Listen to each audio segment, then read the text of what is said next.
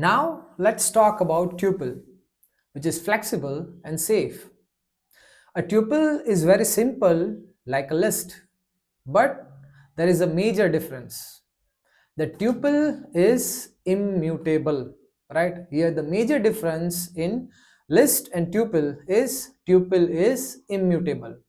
Basically tuple is also ordered collection, but it is immutable. Now what does it mean? It means once we have created tuple, we cannot change the tuple. Now if we want to mention the tuple, then tuples are written in parentheses like this. For example, we are mentioning coordinates. So how we mention coordinates? In parentheses like this, brackets, right? So tuples are always written in parentheses. So from this, it's clear to you that if something is in square bracket, you can modify it. But if something is in parenthesis, you cannot modify it once it is created.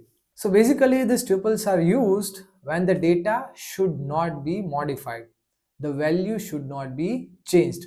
That is the place where you're supposed to use tuples. For example, values represents constant like coordinates or configuration settings, right? Those values should not be changed. So in that case, you're supposed to use them as tuple.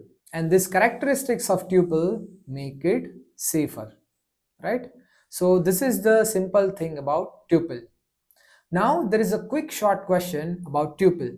And your question is this: which symbol is used to define the tuple?